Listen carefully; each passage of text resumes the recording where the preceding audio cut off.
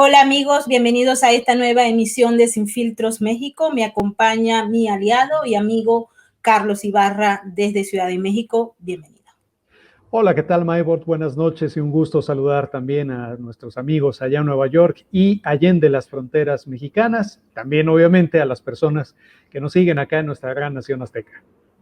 Bueno, tenemos el domingo las esperadas elecciones federales en México y este programa va a estar justamente basado en ese tema, cómo se sienten los mexicanos y cómo están los políticos que aspiran a cargos públicos. Efectivamente, Maybord, pues hay una gran expectación, hay sin duda pues un ambiente que se ha visto lamentablemente tenso por la situación de que en diferentes partes del país lamentablemente no solo ha habido ataques contra candidatos de tipo político, sino ya pasamos esa frontera, por así decirlo, y lamentablemente ya candidatos han perdido la vida. De hecho, bueno, parte de este panorama y lo que podemos esperar para las próximas elecciones, como bien comentas, es de lo que vamos a hablar en este programa. Vamos entonces a darle la bienvenida a nuestros invitados y pues empezamos la conversación, no sin antes darle también la bienvenida a nuestros moderadores, Tamaris López,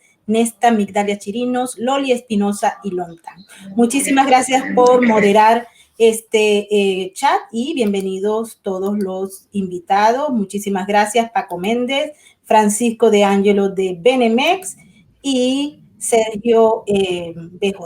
Bienvenidos todos y empezamos nuestra conversación. Adelante. Compañero Francisco, un gusto, como siempre, saludarte en una edición más que tengo el gusto de compartir contigo y también, por supuesto, la bienvenida a nuestros invitados, Paco Méndez y Sergio Bárcena, ambos fundadores de Buró Parlamentario, un esfuerzo que pues es algo inédito que se ha hecho aquí en México y de lo cual les hablaremos un poquito más adelante. Pero antes de ir a ese tema en específico y justo siguiendo esta conversación que estábamos teniendo hace unos minutos con Maybord, Sergio Bárcena, nos gustaría por favor preguntarte, también a ti Paco, si quisieras regalarnos algún comentario, nos gustaría preguntarles, desde la perspectiva de ustedes, ¿cómo definirían la situación ya prácticamente 48 horas de que se celebren en México las elecciones que han sido calificadas por las propias autoridades como la elección más grande y más importante en la historia de nuestro país, dada la cantidad de cargos a elección popular que valga la redundancia, que van a ser electos, que van a ser votados por el pueblo de México? ¿Qué lectura tiene? Pues mira, Carlos, lo primero, continuar con el comentario que tú iniciaste, un comentario y un tema pues altamente desfavorable, el nivel de violencia que han vivido algunos candidatos y candidatas y que algunos no vivieron para contarlo. Esa es una característica a mencionar. El hecho de que tengamos una competencia política plagada de violencia y asesinatos previo a la elección, me parece que no hay que olvidar que pues, son ciudadanos quienes han sido asesinados, son ciudadanos ejerciendo sus derechos políticos que fueron violentados, ¿no? A tal grado de que muchos han perdido la vida, más de 30. Otra cosa que te podría decir que caracteriza a esta parte anterior de la elección, estos cuantos días previos a la elección, es que vimos muchas declinaciones, muchos acomodos entre las propias coaliciones, dentro de los partidos políticos y entre partidos políticos, al menos a nivel de gubernatura, más de 10 declinaciones, candidatos o candidatas que declinaban en favor de otro, y posiblemente en términos de la elección federal, para la selección de diputaciones federales que va a ser a lo largo y ancho de todo el país, tenemos también un clima de alta polarización con dos grandes bandos, uno protegiendo intentando preservar y proteger los planes y el programa del gobierno actual, y otro bando que se ha planteado como una oposición, como una amplia coalición opositora, y esto también es algo inédito, la coalición opositora Va por México ha planteado no solamente una oposición electoral, como se hace generalmente en México, coaliciones de elecciones, sino que ha planteado una coalición parlamentaria, es decir, ya en el momento de estar ocupando los cargos y de votar los asuntos en el Pleno, se va a tener esa cohesión opositora en contra del gobierno. Serían estas tres primeras características y algunas que ahorita reservo para que comente Paco. Sí. Adelante, Paco, te escuchamos. Claro que sí, pues yo por otro lado lo que alcanzo a ver y nos preocupa de este lado es, si bien son las elecciones más grandes, como bien lo mencionas, también son las más desinformadas. O sea, es un hecho que vivimos las elecciones más desinformadas por este modelo de comunicación tan tradicional, ¿no? Y quisiera darles algunos datos. Hasta el 15 de mayo, las diputaciones federales, las candidaturas a diputación federal han invertido 420 millones de pesos, ¿no? De entrada esa ha sido la inversión. Número 2, parte de ese dinero se ha ido a 18.8 millones de spots que representan 314,000 diarios. Es decir, para que un ciudadano escuchara esta cantidad de spots, pues tendrá que sentarse un poquito más de 19 años para escuchar los spots de un solo día.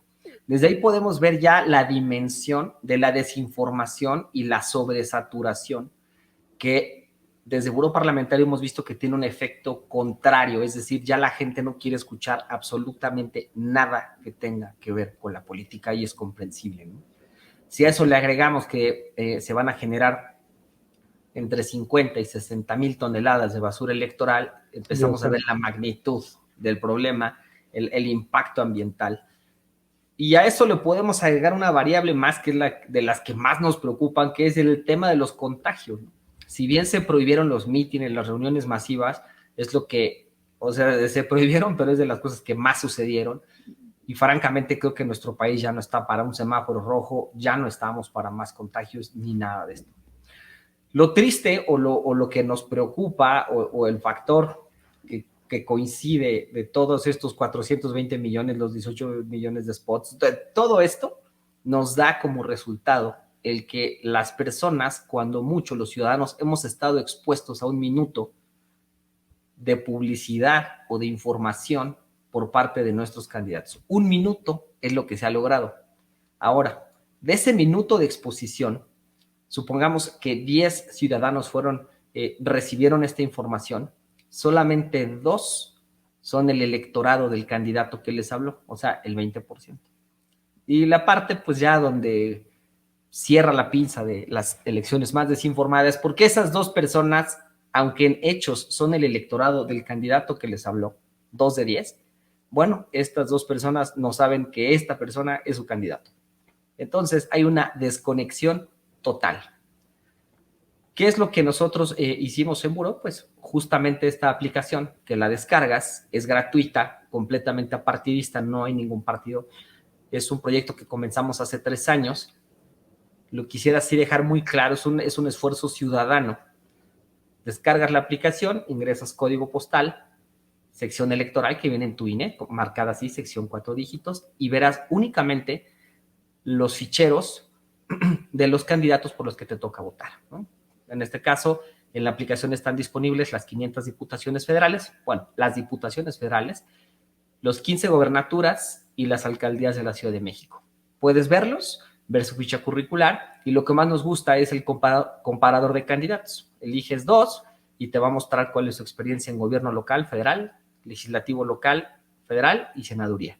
Entonces, el problema que vemos, nosotros con una aplicación desde casa, los conoces, te informas, y lo más importante, ¿no?, que es el tema de las propuestas, pero lo dejaría para un segundo comentario. Muy bien, Paco, muchas gracias. Francisco de Ángelo, ¿cómo ves desde tu perspectiva pues este panorama para las elecciones del próximo domingo? Y también, pues, evidentemente, lo que quieras también preguntarle a nuestros amigos de Buró Parlamentario. Sí, indudablemente se ve que está en juego la democracia. Es un acto democrático, es un acto importante para todos aquellos que son ciudadanos mexicanos. Y es un acto en el que se está jugando muchos temas importantes de la democracia en la región, ¿no? Es importante que sea un acto transparente, cristalino, con institucionalidad, en el cual los mexicanos manifiesten sus voluntades y no se manche por la violencia. Pero tenemos, según mis datos, 88 políticos asesinados, tenemos 565 víctimas, políticos víctimas de algún tipo de delito. Entonces, yo he estado leyendo sobre el tema, pero desde el punto de vista para el público que nos acompaña de otras regiones, este es un programa que lo ven miles de personas en Estados Unidos, miles de personas en Centro y Suramérica. Yo quisiera que nos hicieran entender, Paco y Sergio, este tipo de asesinatos políticos, ¿de dónde vienen dirigidos? O sea, no se hace nunca entender. Siempre en México hay un halo de misterio, en cierto sentido, que hablan de asesinatos, hablan de violencias, hablan del narco. Evidentemente algo de eso hay.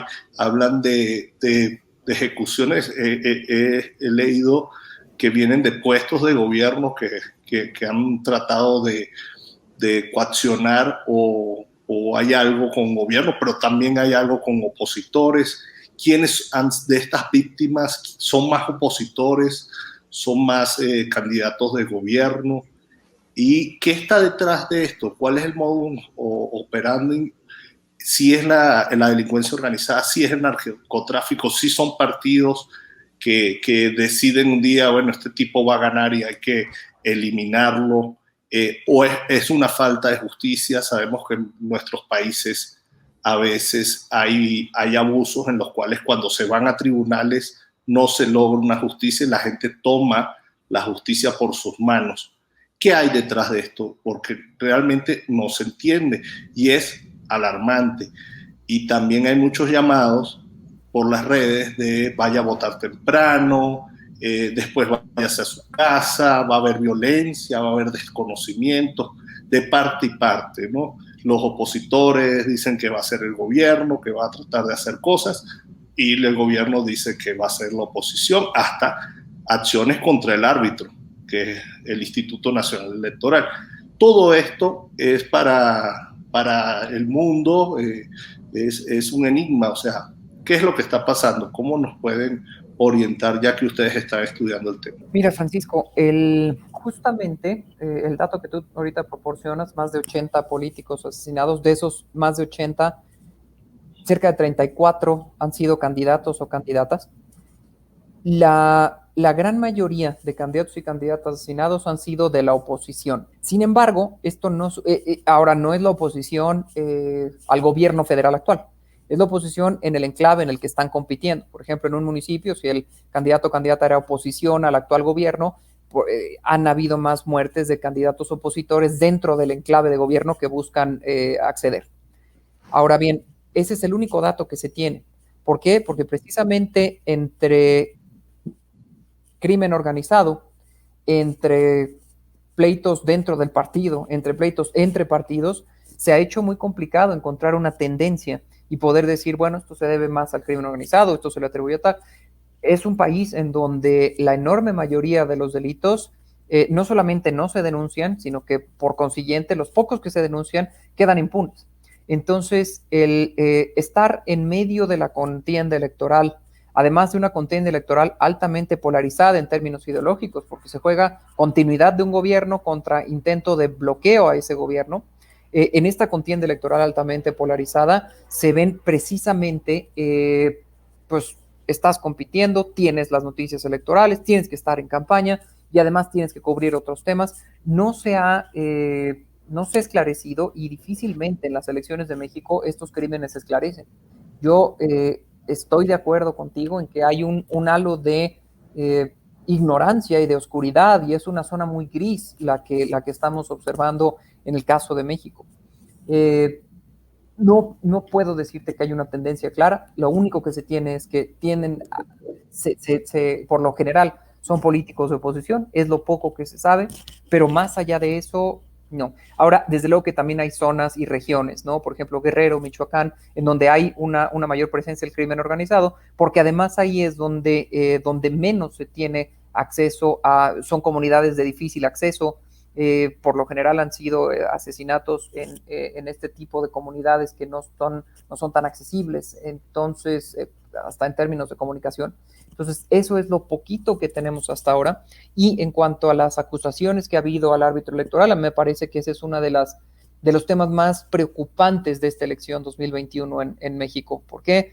Porque han venido creciendo desde el lado del gobierno particularmente. Tuvimos incluso un candidato a gobernador que amenazó de muerte al presidente del Instituto Nacional Electoral. Y eso es algo que nunca habíamos visto anteriormente, y entramos de nuevo en una zona gris de la cual todavía ignoramos cómo vayamos a salir. Bastante delicado esto que estás comentando, Sergio, porque, híjole, creo que, perdón por la expresión que acabo de hacer, pero diera la impresión de que por el costo, no nada más en cuanto a lo que va a implicar el resultado de esta elección, sea en un sentido o en otro, sino incluso si vamos a la parte económica. He estado viendo, por ejemplo, la cifra de dinero público que recibieron los partidos políticos nacionales para este año 2021, el cual estamos prácticamente a la mitad, evidentemente, año electoral y con todo lo que ello implica.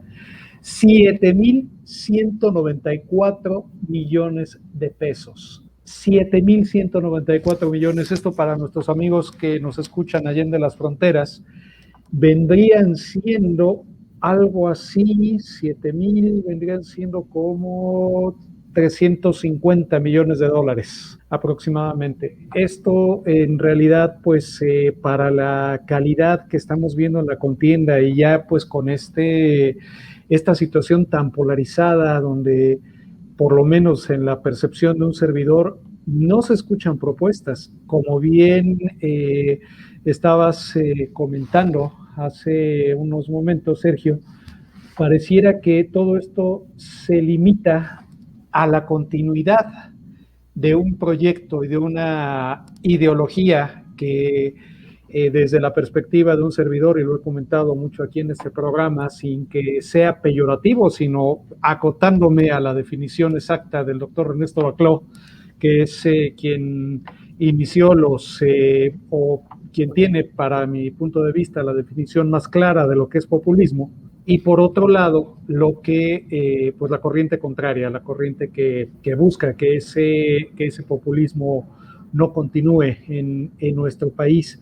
Pero fuera de eso, fuera de ese discurso manejado desde la máxima tribuna del país, en sentido de que si se es conservador o adversario, y del otro lado, pues evidentemente quienes rechazan esos calificativos, mi percepción es que no hay propuestas, y ni siquiera ante situaciones que han ocurrido recientemente, ni siquiera hay situaciones de investigaciones claras, sanciones. Me refiero, por ejemplo, en específico al caso de la línea 12 del metro.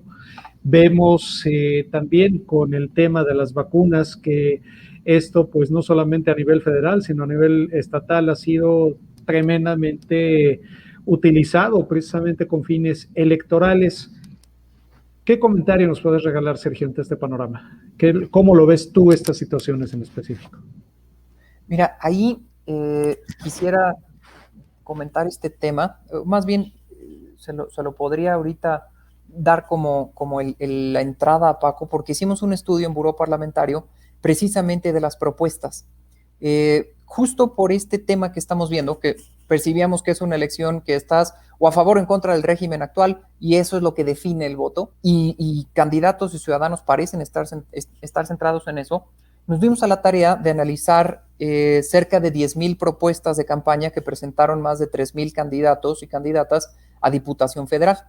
Y ahí Paco trae el dato, si tú lo traes, Paco, de las propuestas, fue algo que nos sorprendió, el tipo de propuestas que estamos viendo precisamente por lo que tú comentas, Carlos. Muchas gracias, Sergio. Paco, por favor, adelante, te escuchamos con atención. Claro que sí. Antes de decir o llegar al tema realmente importante de estas elecciones, que son las propuestas, quisiera decirles qué es lo que estamos viendo en materia política.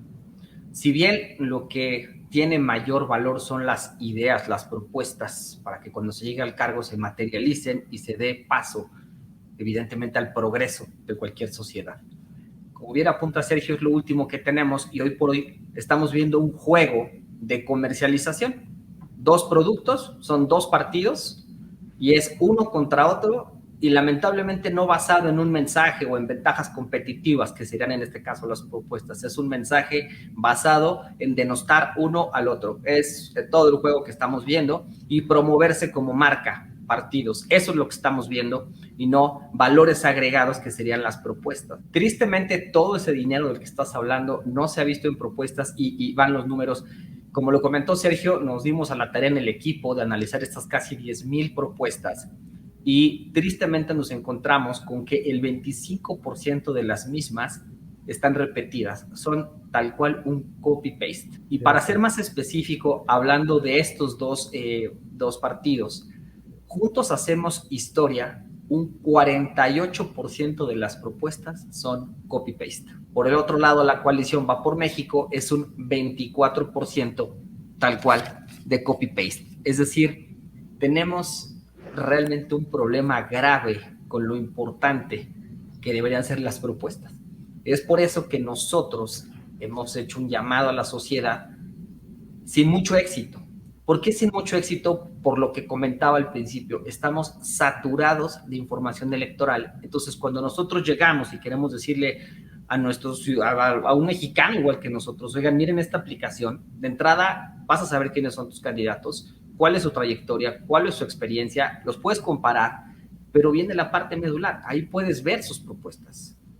Y creo que en esas propuestas es donde nace la verdadera democracia.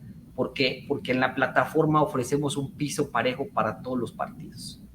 Nuevos, viejos, independientes, régimen actual, oposición. Ahí están todas las propuestas. Si los mexicanos de pronto, y no es la culpa de los mexicanos el que estemos viendo un partido o el otro, somos seres humanos que reaccionamos a mensajes de alta frecuencia. Estos mensajes de los partidos tienen ya hablamos, 18,000 spots, es una altísima frecuencia, la cual ya llegamos al rechazo.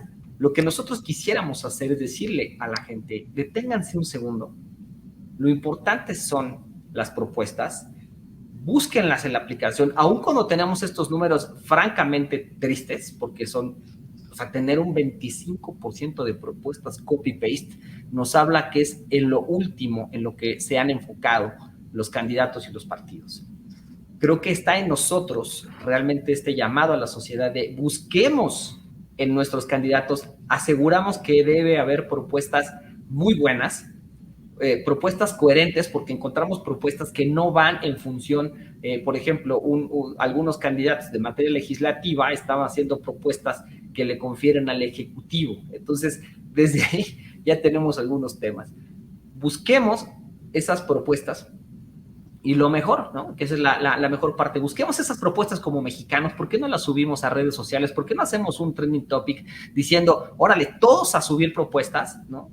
Y ponemos, miren, esta propuesta está buena, esta se repitió muchas veces. Y entonces sí todos empezar a opinar y a debatir como sociedad utilizando las redes sociales sobre estas ideas, estas propuestas que son las que realmente nos van a llevar hacia un cambio. De entrada, por la pluralidad que pudiera darse de elegir propuestas y no candidatos o partidos. Y bueno, pues para cerrar, nosotros en octubre lanzaremos, ya esta fue la versión elecciones, lanzaremos la versión gobierno, donde cualquier mexicano podrá ver desde Diputación Federal, local, Diputación Federal y Senaduría en cuanto al legislativo, y van a ver a sus presidentes municipales o alcaldes, jefe de gobierno, gobernadores y presidente. Todo en un mismo fichero tendrás contacto directo con ellos y todas las propuestas que estemos viendo ahorita se van a quedar en la plataforma para que a partir de octubre pues tú puedas preguntarle directamente a tu representante, en este caso federal, qué está sucediendo con esas propuestas. También él podrá hacer sondeos y preguntarte sobre algunas leyes, ¿no? Oye, hoy vamos a votar esto en el pleno, ¿qué dicen mis representados, no? Eso es lo que viene y, bueno, cierro diciendo, ojalá los mexicanos, estamos a muy buen tiempo, la aplicación la descargas en 20 segundos, en 10 minutos ya leíste las propuestas, ya viste quiénes son, en 10 minutos, entonces tiempo, gracias a la tecnología nos sobra, ¿eh? Aquí el tema es que la sociedad esté dispuesta a escuchar un poco y empecemos a subir esas propuestas y empecemos a hacer debates, eso es lo que nos encantaría. Antes de darle la palabra a mi compañero Francisco de Ángelo, pues aquí una reflexión importante que también me gustaría después pedirles también un comentario a este respecto, o qué tanto perciben ustedes que esta situación haya cambiado. Lamentablemente en México, hablo de el grueso de la población y pues esto lo vemos reflejado en los hechos. Las personas entienden por democracia el salir a votar, que digo, dicho sea de paso, pues ha sido un avance si tomamos en cuenta el número de participantes de las elecciones inmediatas anteriores, fueron 2018, versus las anteriores, pues se ha ido venciendo el abstencionismo. Esperemos que ahora, pues en esta convocatoria, que en la lista nominal reportada por el INE hay 93.528.473 mexicanos, más de 93 millones, pues ojalá salgan a votar muchos más, es decir, muchos más de los que salieron en la elección pasada. Pero al final del día, cuando se creó el modelo para desarrollar esta aplicación, la variable correspondiente a, pues justamente a este aparente desinterés de una importante población de los mexicanos por participar en la democracia, cómo se planteó esta variable y sobre todo cómo buscar convencer de que la gente ejerza esto que es un derecho, cuando por el otro lado tenemos un bombardeo constante de información y perdón, con el respeto que me merecen partidos y candidatos, pero hasta de campañas chatarra, donde salen cantando, bailando, como si estuvieran vendiendo un pastelito. Bueno, esto último es una opinión muy personal, pero antes, Francisco de Ángelo, te escuchamos. Sí, bueno, me surgen muchísimas preguntas. Me queda claro que uno de los temas importantes es la educación electoral, ¿no?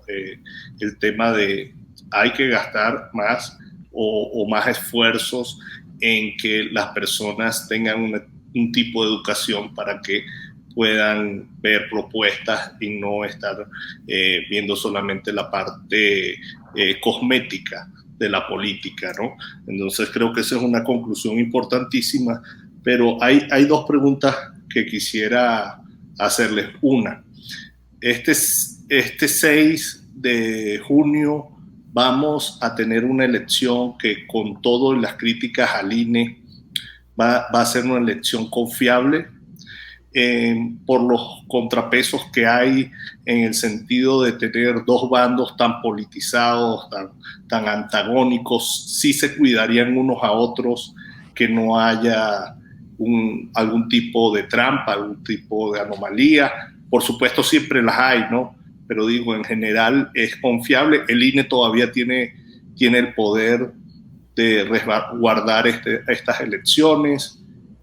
Podemos ir tranquilos a votar.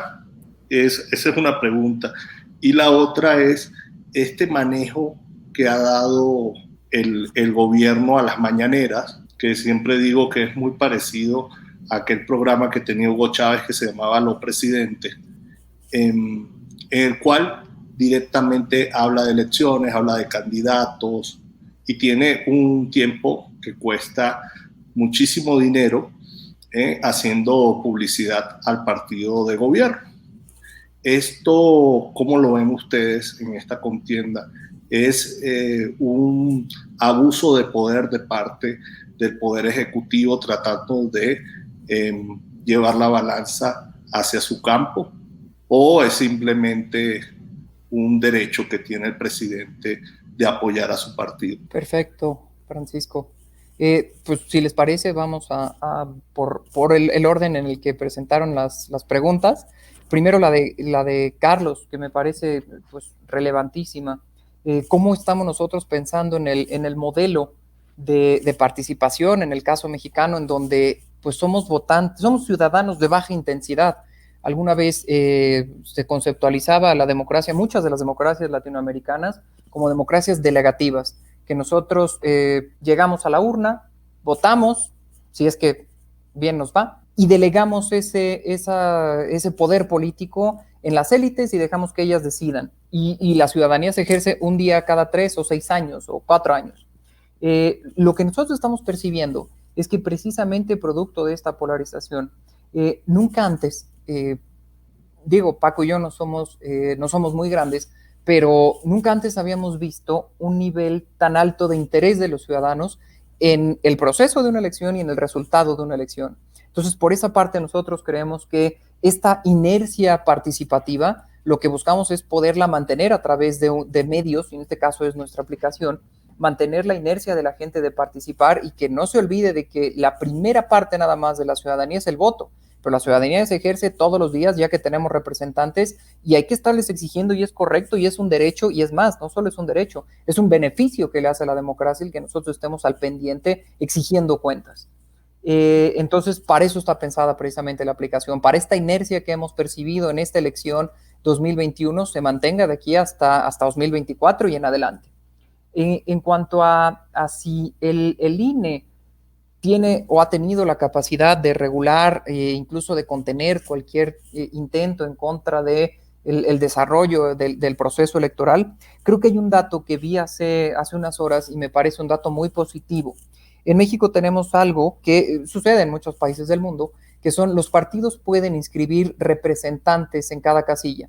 Y entonces son pues guardianes de los distintos partidos que van a estar viendo que en cada casilla se lleve a cabo el proceso, y los porcentajes de un bando y del otro, e incluso los partidos menores, son muy altos. Quiere decir esto que es una primera señal de confianza en el sistema electoral, porque si un bando u otro no hubiera inscrito la suficiente cantidad de representantes de casilla, eso sí sería un indicio de que desde antes ya se está buscando deslegitimar el resultado de una elección. Ahora, también hay que mencionarlo, desde el lado del Ejecutivo se ha planteado que hay la posibilidad de fraudes, que hay la posibilidad de que no se respete la normatividad electoral. Entonces, no han cerrado por completo esa ventana. Yo no me aventuraría a decir que después de la elección, en muchos casos, y eso es algo muy común en México, en muchos casos haya muchas impugnaciones y no sea un proceso que termine el día de la elección. Son procesos que duran y que se llevan al tribunal, y que muchos asientos legislativos y que muchos cargos se terminan decidiendo por la vía judicial en México, y está creciendo ese número. Hay una mayor judicialización del resultado electoral.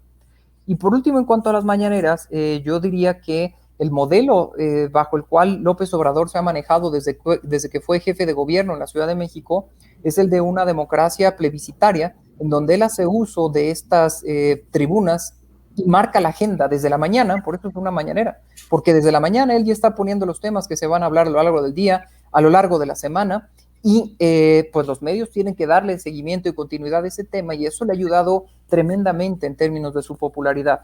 Ahora, si ha abusado, a mi parecer, el Ejecutivo ha usado las mañaneras incluso hubo una mañanera que le prohibieron reproducir, porque estaba hablando abiertamente de temas electorales, y lo que hemos visto de parte del Ejecutivo es que constantemente está golpeando esos pequeños puntos débiles para ver cuál se le pasa y cuál no, y está siempre en la línea de hacer promoción electoral y de dar información.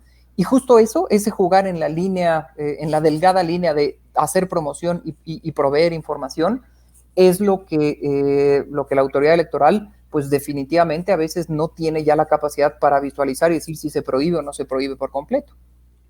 Hay algunas preocupaciones en los Estados Unidos y no solamente para México, sino también para otros países de Centroamérica, y es la intervención del crimen organizado en el pago de campañas electorales. Quisiera saber si Paco o Sergio tienen alguna información sobre las acciones que se están acometiendo para evitar que dinero proveniente de la industria criminal pague campañas electorales y a su vez entonces imponga representantes públicos para que hagan beneficios para la industria de la droga. Bueno, pues el modelo de financiamiento en el caso de México pone una restricción a cuántos ingresos puede un candidato o candidata obtener de fuentes no públicas.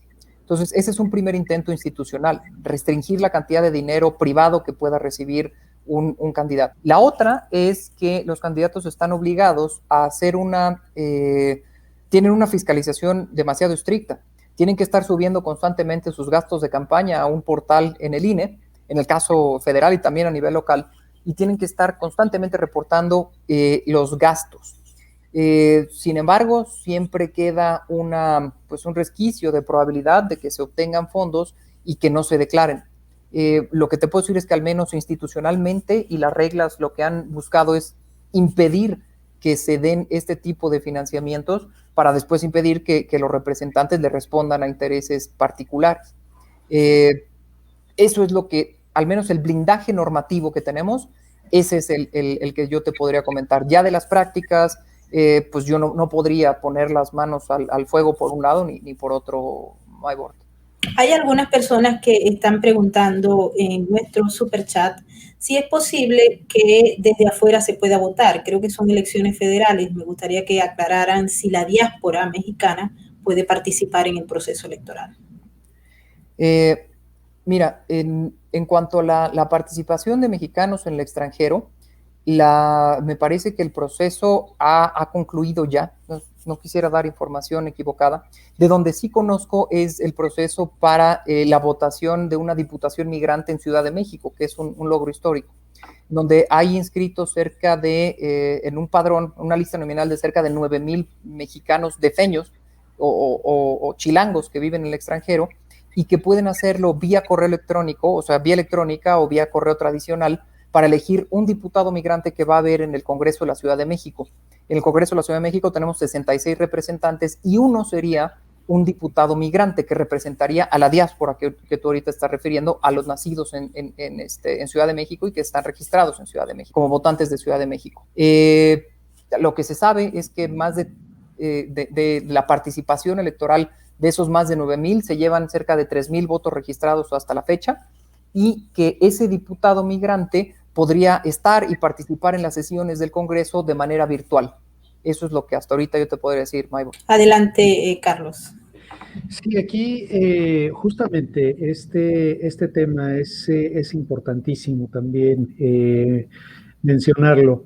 Tenemos una cantidad pues muy grande de mexicanos en este momento, si la memoria no me es infiel, creo que tan solo en la Unión Americana pues hablamos de que son alrededor de 5 millones de connacionales y que además generan y contribuyen con una parte importante del Producto Interno Bruto de nuestro país, aunque pues bueno, eso evidentemente no es el logro de ningún gobierno, sino del trabajo de estos connacionales, aunque pues haya propaganda que quiera dar información en sentido contrario.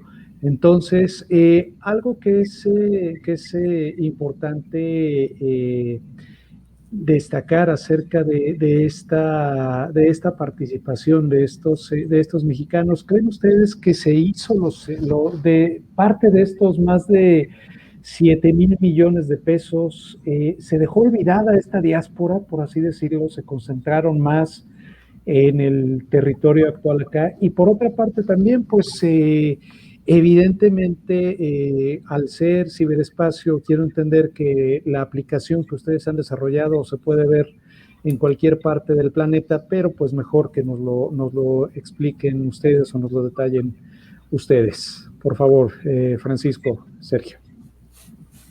Claro que sí, con enorme gusto. Sí, la aplicación la abrimos también para que pueda ser descargada en Estados Unidos y así las personas, nuestros connacionales que están por allá puedan ver lo mismo, ¿no? La información, quiénes son sus candidatos, etcétera. Y quisiera retomar un punto que tocaste sobre la participación ciudadana. ¿Por qué tenemos una baja participación ciudadana a la hora de votar? Bueno, después de todo el análisis que hicimos en Buró Parlamentario hasta llegar a la aplicación, es que hay una brecha enorme entre candidatos y electorado, representantes, gobernantes y ciudadanos. Es una brecha enorme. Es una consecuencia casi natural el hecho de que no vayamos a votar porque ni siquiera conocemos ni por quiénes ni por qué vamos a votar. Lo que nosotros nos dimos a la tarea con la aplicación es acotar esa brecha y poner una interfase, ¿no? En palabras más sencillas, así como Uber resolvió la movilidad, ¿no? Así como Amazon resolvió el stock más grande del mundo, así como Airbnb resolvió el hospedaje privado, bueno, nosotros lo que resolvimos es esa vinculación. Y quisiera poner esta ruta crítica de manera más sencilla para estas elecciones, ¿no? De los más de 90 millones de votantes que mencionaste, la mayoría son mujeres y jóvenes. Y yo creo que todos sabemos el momento que está viviendo nuestro país respecto a las mujeres. Entonces es donde nosotros nos preguntamos, bueno, ¿y por qué no la sociedad, las mujeres, buscan esas propuestas de leyes que sean en favor de la equidad de género y votan por esas leyes?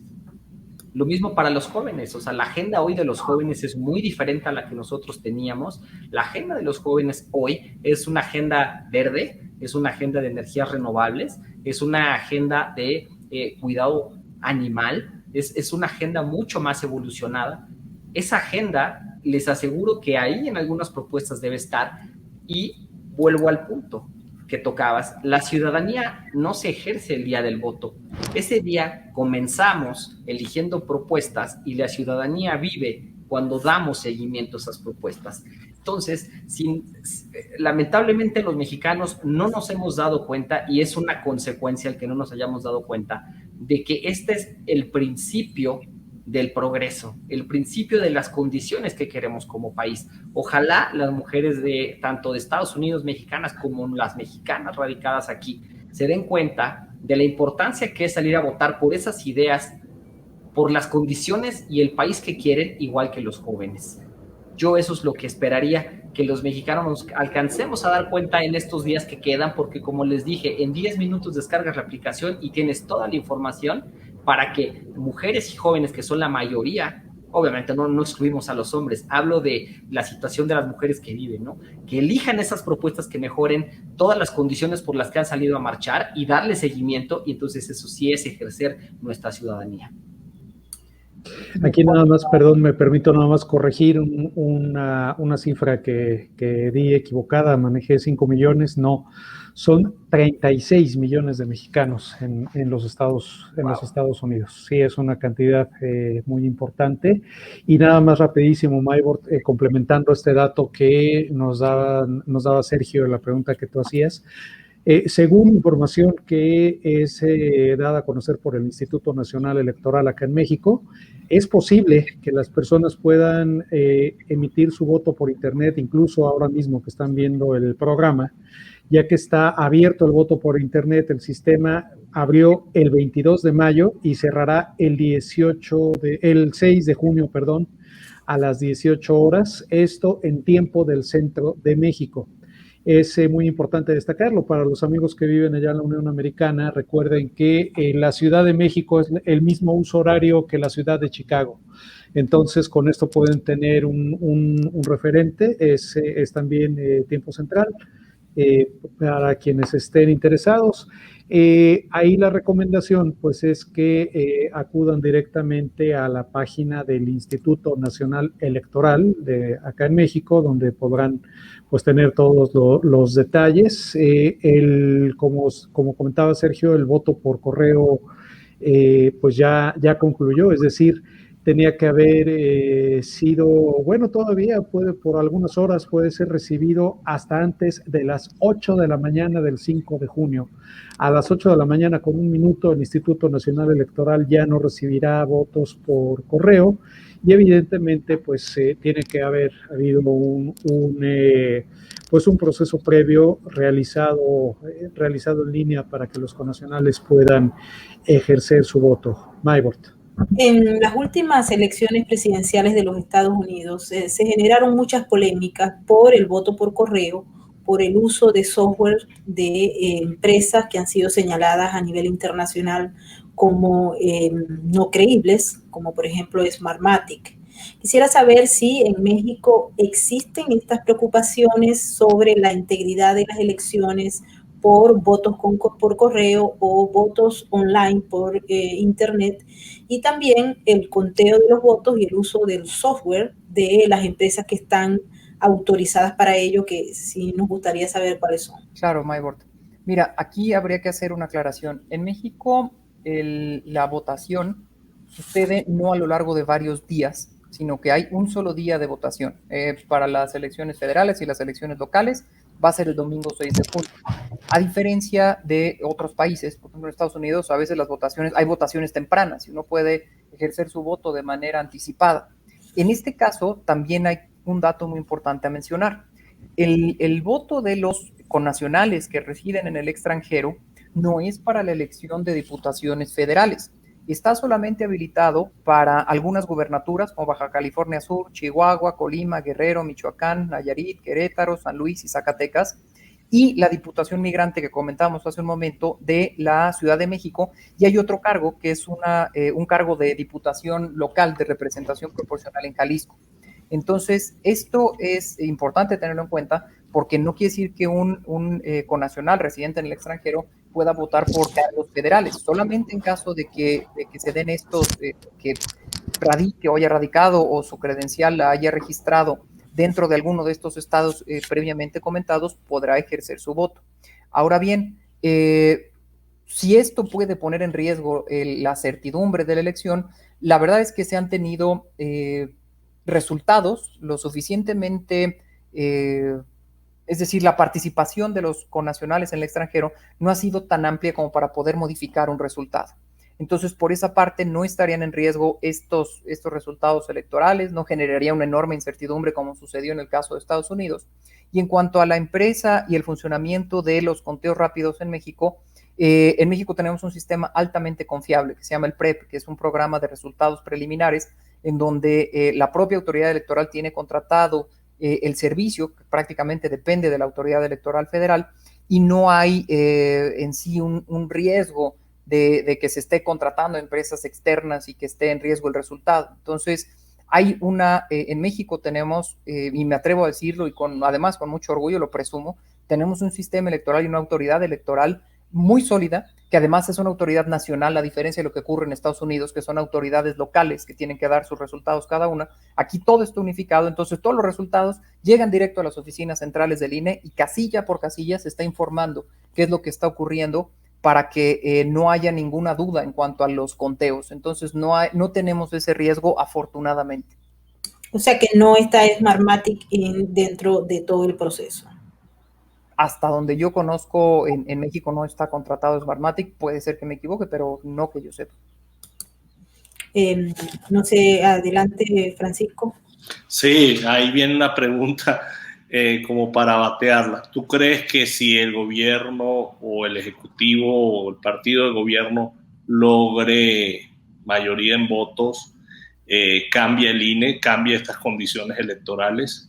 Esa es una. En vista a la destrucción institucional porque dicen cambio, pero es que ha destruido muchas instituciones que no han sido cambiadas por otras, ¿no? Y por otro lado, las ONGs, que yo he visto cómo a través de los años las ONGs habían y siguen teniendo un papel fundamental como parte de la organización civil organizada en México, pero veo que a este gobierno no les gustan las ONGs y les ha quitado el apoyo. ¿Qué opinan ustedes esos dos temas. Bueno, en torno a la primera pregunta, Francisco, de si el gobierno obtiene una mayoría, podría destruir al INE, o si prácticamente eliminarlo.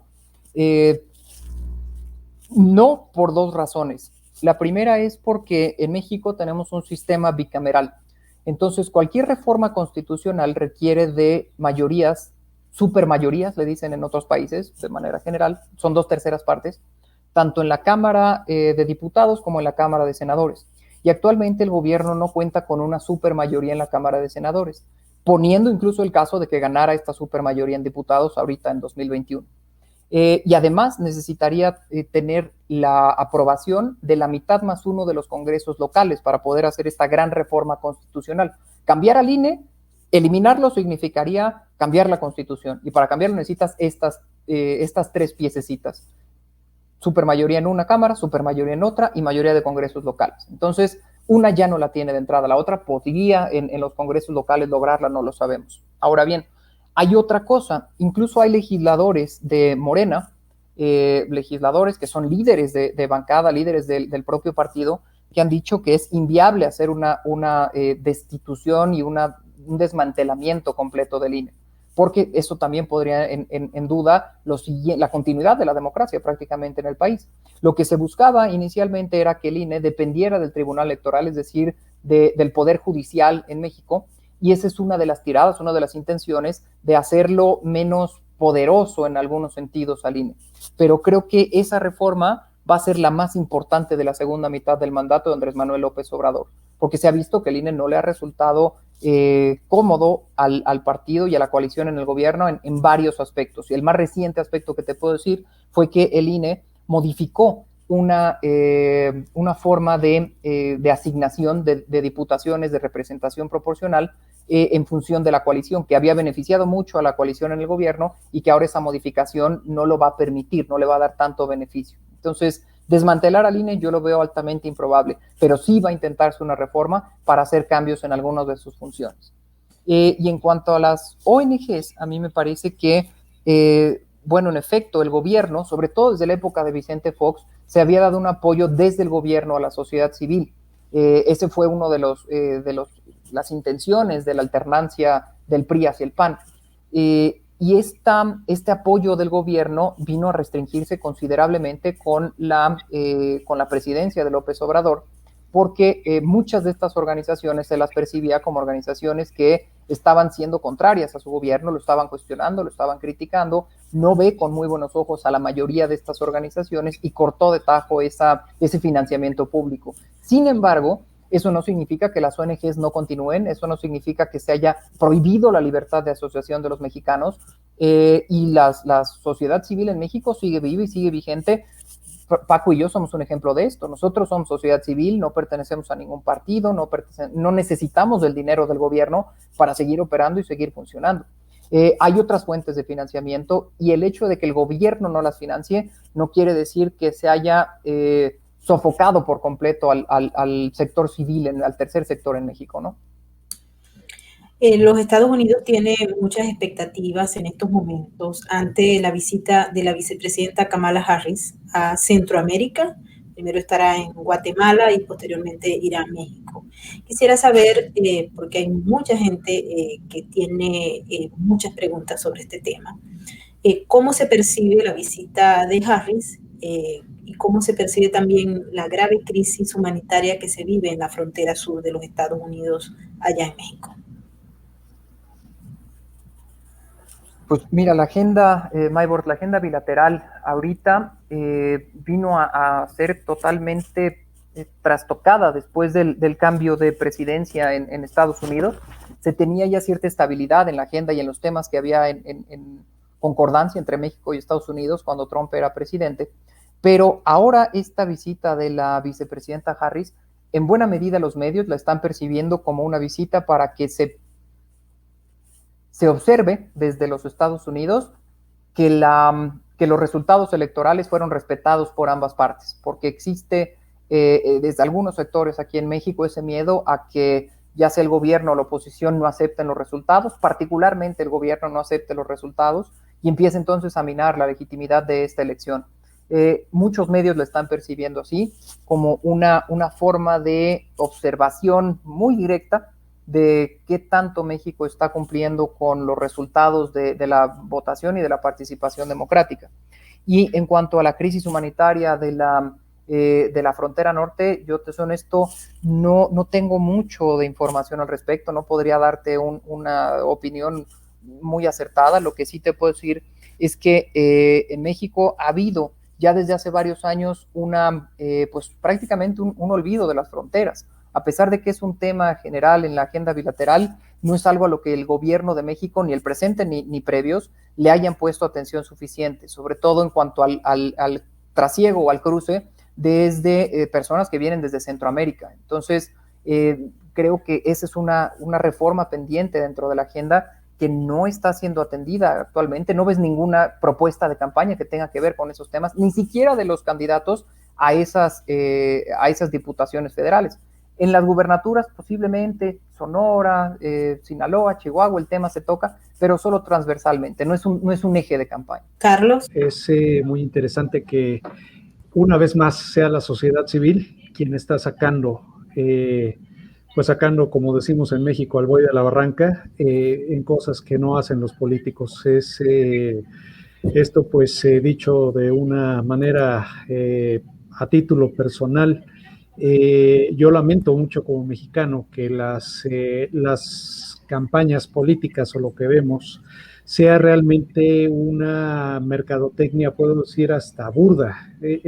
Vaya, yo no entiendo cómo en vez de plantear plantear soluciones a los problemas, lo que veamos sean candidatos cantando y bailando, lo que veamos sea incluso plagios de canciones de artistas mexicanos, escándalos políticos, lamentablemente muertes. Entonces, en la otra mano, como dicen en los Estados Unidos, pues es alentador ver que la sociedad civil está haciendo esfuerzos. Algo que es muy importante, haciendo un breve paréntesis, Maybord, amigos, que quisiera destacar, retomando y afinando quiénes van a poder votar desde el extranjero y por qué cargos. Como bien nos estaba diciendo Sergio, no serán a cargos federales, sino serán a cargos locales. Y los estados por los que la diáspora mexicana previamente registrada podrá ejercer su voto en el extranjero, atención por favor, es para los estados de Baja California Sur, Chihuahua, la Ciudad de México, el estado de Colima, Guerrero, el estado de Jalisco, el estado de Michoacán, Nayarit, tenemos también al estado de Querétaro, San Luis Potosí y finalmente Zacatecas. 11 de los 15 estados en donde se definirán gobernaturas tienen la posibilidad de recibir el voto en el extranjero. Maybord, Francisco. Dos Franciscos, Sergio. Así Hoy es. tenemos dos Pacos. Sí, hoy tenemos dos Pacos. Estamos acercándonos al final de esta emisión. Quiero agradecerle tanto a Sergio como a Paco Méndez el haber participado en Sin Filtros México. Creo que la información que han dado le va muy bien a toda la gente que nos está acompañando porque había muchas dudas sobre el proceso. Creo que hay mucha gente que está calmada ahora, hay otros que mantienen las preocupaciones y expectativas. Ya veremos lo que va a ocurrir ese día domingo 6 de junio, donde, por cierto, vamos a tener un programa especial desde acá, desde Sin Filtros México, para informar los resultados, cómo fue el proceso. Esperamos y realmente pedimos que por favor no haya violencia y que se cumplan las reglas del juego, que es lo que se demanda en una democracia. Mil gracias, Sergio. Mil gracias, Paco. Antes que algo también, si por favor nos comparten, ¿dónde podemos acceder a esta aplicación? Claro que sí. La aplicación la pueden encontrar en las tiendas directamente de App Store del sistema iOS y Google Play para Android. Entonces, directamente las pueden descargar, son nativas de las plataformas. Y yo quisiera cerrar diciendo que los mexicanos tenemos un descontento, creo que al igual que muchas naciones, porque de pronto fuimos muchos y era imposible escuchar a quien nos proponía algo. El descontento de los mexicanos viene porque sin querer votamos por lo que se está haciendo, pero no lo sabemos porque solamente vamos y votamos, llegamos a la casilla ciegas. Esta vez yo sí le pido a todos los connacionales que están en Estados Unidos y a los mexicanos que votemos por ese México que queremos. Todo eso que demandamos en redes sociales, que comentamos en pláticas entre amigos de cómo se deberían ser las cosas o cómo quisiéramos que fuera nuestro país, es justo este momento donde se define cómo queremos un país. Ojalá todos los connacionales y los mexicanos nos unamos, subamos las propuestas a redes, debatamos y este 6 de junio votemos por ese México que todos queremos. Ahí está lo que nosotros queremos. Así es, y nos unimos a ese pedido, a votar por el México que todos quieren y que nosotros aquí desde afuera también queremos. Un México próspero, un México democrático, lleno de libertades y donde los ciudadanos tengan las decisiones últimas en materia política. Muchísimas gracias, feliz noche a todos y nos vemos el domingo en Sin Filtros México. Carlos. Hasta luego, muy buenas noches. Francisco. Gracias.